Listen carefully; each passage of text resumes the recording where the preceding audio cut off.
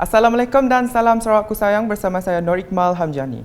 Tumpuan berita malam ini dimulakan dengan Kerajaan Sarawak sentiasa memberi komitmen dalam melonjakkan bidang pendidikan dan pembangunan modal insan di negeri ini. Premier Sarawak Datuk Patinggi Tan Sri Dr. Abang Abdul Rahman Zohari Tun Datuk Abang Openg berkata, Kerajaan Negeri menerusi Kementerian Pendidikan, Inovasi dan Pembangunan Bakat Sarawak telah menyediakan peruntukan bagi membantu Kerajaan Persekutuan menaik taraf infrastruktur serta kemudahan sekolah. Justru katanya warga pendidik berperanan penting dalam menggerakkan pembangunan modal insan yang menyeluruh. Apa yang kurang, kita tambah. Bukan kita nak jadi champion, tidak. Kita sesuaikan dengan kehendak pembangunan ekonomi dalam dunia yang baru ini. Sebab itu, Kerajaan Sarawak menerusi Kementerian Pendidikan, kita beri dana. Setidak-tidaknya kita latih dalam menguasai dua bahasa. Bahasa Malaysia sebagai bahasa kebangsaan dan kedua bahasa Inggeris. Beliau berkata demikian semasa persidangan pengurusan pendidikan pengetua sekolah menengah Sarawak ke-57 di Sibu pada Rabu. Hari sama, Setiausaha Kerajaan Sarawak Datuk Seri Muhammad Abu Bakar Marzuki, Timbalan Menteri Pendidikan dan Inovasi Sarawak Dr. Anwar Rapai, Pengarah Pendidikan Sarawak Datuk Dr. Azhar Ahmad serta tetamu jemputan yang lain. Sementara itu, Premier Sarawak menyeru warga pengetua di negeri ini memainkan peranan dalam menghasilkan modal insan yang memiliki kepakaran-kepakaran baharu. Katanya menerusi kepakaran yang ada, modal insan yang terbentuk mampu menjadi sumber tenaga yang seimbang dalam menggerakkan ekonomi negeri ini ke peringkat lebih tinggi.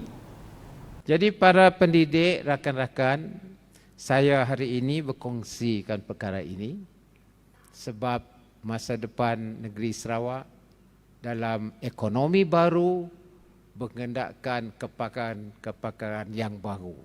Maka sebab itu kita tingkatkan ekonomi kita level, we have to upgrade our level to a new economy that match with the latihan yang kita beri kepada anak kita.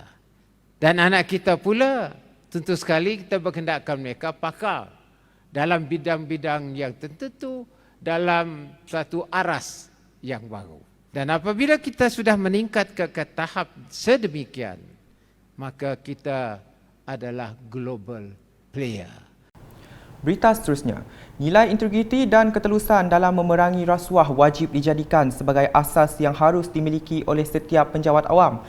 Menurut Menteri Industri Makanan, Komoditi dan Pembangunan Wilayah Sarawak, Datuk Seri Dr. Stephen Rundi Utom berkata setiap kaki tangan di peringkat kementerian mahupun jabatan serta agensi di bawah kementerian perlu sentiasa meletakkan integriti sebagai titik fokus dalam melaksanakan tugasan yang diamanahkan. Jelasnya ia juga melibatkan kepercayaan pihak kerajaan dalam menjalankan tanggungjawab menyampaikan perkhidmatan berkesan kepada masyarakat. Ini adalah satu amanah yang diberikan dan ditugaskan untuk kita for us to deliver. Jadi yang penting kita mesti mempunyai integriti yang cukup tinggi. Dan ini melibatkan kuasa dan juga melibatkan public fund dan public trust. Jadi kita harus mempunyai disiplin yang tinggi dan kita harus mempunyai mengikut garis panduan tugas-tugas assignment yang telah pun dihaskan atau dimandatkan, diamanahkan untuk kita lakukan untuk supaya kita dapat menjalankan tugas yang dikehendaki oleh pemerintah.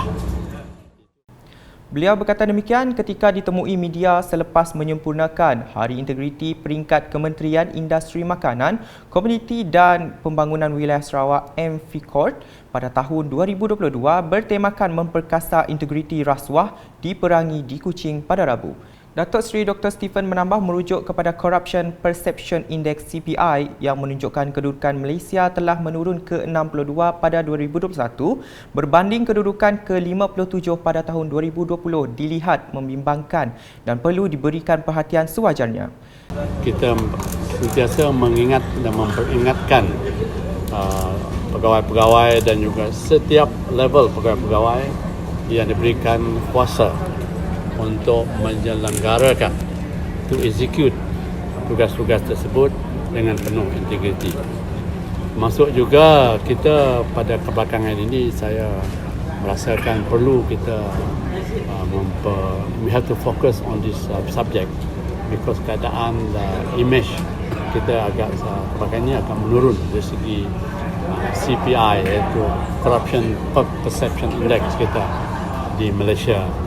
Jadi kita bersyukurlah di Sarawak, kita terima kasih atas bimbingan Yang Amat Premier dan juga ketua-ketua jabatan Siasat Kerajaan Negeri dan sebagainya telah pun menumpukan dan memperingatkan semua pegawai-pegawai yang diarahkan, diberikan amanah untuk menjalankan tugas dengan penuh integriti. Dalam program sama, Datuk Seri Dr. Stephen Rundi turut menyaksikan bacaan ikrar bebas rasuah yang diketuai oleh Setiausaha Tetap MV Court, Datuk Edwin Abid dan majlis menandatangani ikrar bebas rasuah. Laporan berikutnya. Menteri Pendidikan, Inovasi dan Pembangunan Bakat Sarawak Datuk Roland Sagah Wee-In meneruskan pemantauan kemajuan projek pembangunan semula sekolah Daif dengan melawat ke sekolah-sekolah di kawasan Lubuk Antu pada Selasa. Beliau memulakan lawatan dengan melawat ke Sekolah Kebangsaan SK Nanga Kesit bagi meninjau dan mengenal pasti punca kelewatan pembinaan bangunan sekolah dan kuartus guru yang tidak mengikut jadual asal yang ditetapkan. Projek tersebut telah lewat 7 bulan daripada jadual asal di mana tahap kemajuan setakat ini adalah sebanyak 74.86%. Dalam pada itu, pihak kontraktor memberi jaminan untuk menyiapkan projek itu pada penghujung tahun 2022. Datuk Roland Sagah kemudiannya melawat ke SK Batang Air yang turut menghadapi masalah kelewatan projek yang melibatkan pembinaan bangunan asrama lelaki dan perempuan, pump house, tangki air 1 dan 2 serta bangunan kuartus. Projek yang sepatutnya siap pada 26 April 2022 itu kini diberi tarikh siap baharu iaitu 12 Disember 2022 oleh pihak kontraktor. Dalam program lain, Datuk Roland Sagah memberitahu projek pembangunan di Sekolah Kebangsaan SK Nangga Kelasen Sri Aman kini mendahului jadual dengan tahap kemajuan sebanyak 42.83% setakat ini. Beliau yakin projek tersebut akan memberi impak positif kepada warga pendidik dan pelajar setelah siap sepenuhnya nanti. Lawatan tersebut bertujuan memantau keadaan semasa, projek pembinaan bilik darjah, kuartus guru dan asrama di sekolah itu. Skop projek merangkumi pembinaan 1 blok pentadbiran dan bilik darjah bertingkat 4, 1 blok asrama lelaki, 1 blok asrama perempuan serta 3 blok semi-detached untuk kuartus guru. Difahamkan projek yang dilaksanakan mulai 17 Januari 2022 itu dijangka siap sepenuhnya pada 16 Julai 2023. Di Meradong pula, Ahli Dewan Undangan Negeri Adun Meradong, Datuk Ding Kuong Hing turun padang untuk meninjau pelaksanaan projek di bawah Kementerian Kemajuan Luar Bandar dan Wilayah KKLW, Sungai Tulai Bintango. Ketika ditemui, Datuk Ding mengucapkan terima kasih kepada Jabatan Pengairan dan Saliran DID bahagian Syarikat kerana telah meluluskan projek perparitan di kawasan Sungai Tulai Bintango yang sepanjang 2 km. Selepas itu, beliau turut meninjau projek menyemen Jalan Tong Ah, Sungai Tulai Bintango sepanjang 1.5 km melalui kelulusan KKLW. Tambah Datuk Ding, beliau akan cuba memohon lebih banyak lagi peruntukan daripada agensi jabatan kerajaan untuk pelaksanaan projek di daerah Meradong pada masa akan datang. Sementara itu, Portrait of Cheong Sam, Timeless Elegance and Legacy merupakan satu acara bagi mengetengahkan keunikan Cheong Sam. Datuk Bandar Majlis Bandaraya Kuching Selatan MBKS, Datuk Wee Hong Seng berkata, acara anjuran pihaknya dan Sarawak Federation of Chinese Women Association itu bakal diadakan buat julung kali pada 15 Oktober ini di MBKS Palmarium Garden dan Dewan Masyarakat MBKS. Jelasnya seramai 500 orang wanita bakal menyertai acara tersebut yang dibiayai oleh Kementerian Pelancongan, Industri Kreatif dan Seni Persembahan Sarawak. This event, I would like to thank our sponsor, funded by the Ministry of Tourism, Creative Industry and Performing Arts Sarawak, and of course some cash donation from our Motor. And we're expecting 500 participants. So you will see ladies, beautiful ladies with Cheong Sam appearing in the city of Kuching for the very first time all throughout Sarawak. Alright, so hopefully they can gather more, and we will see what is be able to achieve the Malaysia record if it can be achieved. Beliau berkata demikian dalam sidang media Portrait of Cheong Sam, Timeless Elegance and Legacy di Council Chamber MBKS pada Selasa. Datuk Wee menambah acara itu juga adalah untuk meningkatkan penglibatan komuniti dan memupuk semangat masyarakat dengan mempamerkan warisan pelbagai etnik di Sarawak.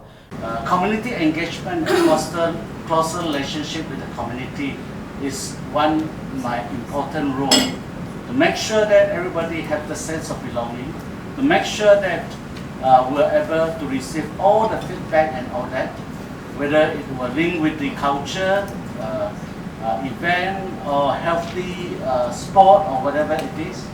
So I think this is also be able to showcase the multi-ethnic heritage of Sarawak. And the second one is to create greater awareness and new knowledge through information sharing and experiential learning from the event program and culture-related activities. From there, we also like to strengthen the relationship and bonds within the community and among the public and private organization, government staff and volunteers in the event of planning stage. Datuk Wee turut memaklumkan aktiviti yang akan diadakan sepanjang acara tersebut adalah Garden Parade and Cultural Exchange di MBKS Palmarium Garden dari jam 8 pagi hingga 10 pagi, manakala pameran dan Indoor Parade and Contest di Dewan Masyarakat MBKS dari jam 10 pagi hingga 3 petang. Menurutnya, lagi pertunjukan Fashion Cheong Sam akan diadakan pada 11 petang 15 Oktober bagi memperingati ulang tahun ke-40 Sarawak Federation of Chinese Women Association. Selain itu, beliau menggalakkan orang ramai untuk menyertai perarakan bagi mempamerkan sebarang reka bentuk yang mengikuti corak asas Cheong Sam. Beralih ke laporan mengenai pemakaian pelitup muka masih lagi diamalkan oleh orang awam meskipun pemakaiannya itu kini adalah suatu pilihan bagi rakyat Malaysia. Menerusi tinjauan di beberapa buah pusat membeli belah di sekitar Kuching, para pengunjung dilihat masih mengekalkan penggunaan pelitup muka. Bagaimanapun, terdapat juga segelintir orang awam yang tidak menggunakannya. Ditemui wartawan Unit Komunikasi Awam Sarawak UKAS, seorang pelajar Institusi Pengajian Tinggi IPT Dila Kasmadi berkata, pemakaian pelitup muka menjadi kebiasaan kepada dirinya ketika berada di luar rumah kerana sebelum ini ia telah ditetapkan dan diwajibkan untuk digunakan. So bagi kami, lekat dah sip pakai mask lagi, kami rasa macam first awkward lah. Tapi lama-lama ya okey. Cuma ada certain tempat perlu pakai mask ya. Jadi macam dah terbiasa pakai mask. Sementara itu, bagi pekerja swasta Rafi Johan dan Izul Andrew, mereka berkata pemakaian pelitup muka itu perlu menjadi kepentingan kepada masyarakat berikutan wabak COVID-19 ini masih lagi menular. So bagi kami, kita mestilah menggunakan mask lagi sebab pada masa tu jangkitan COVID-19 pun masih beruasa dengan aktif. So dari segi kita menangani COVID tu, kita mestilah guna mask lah untuk mencegah penyakit COVID tu. Kami rasa ramai yang dah menantikan berkenaan pemakaian pelitup muka yang sik diwajibkan. Dalam masa yang sama juga, kita harus jangan lalai ataupun harus berjaga-jaga demi keselamatan kita. Sik kira di luar ataupun di dalam pesawat, mahupun di dalam kedai-kedai ataupun di permis yang tertentu. Sekian edisi malam bersama saya Nur Iqmal Hamjani. Berita lebih lanjut boleh didapati di semua platform media sosial UKAS termasuk portal ukas.sarawak.gov.my dan UKAS channel YouTube. #Menjimat Fakta. Salam UKAS.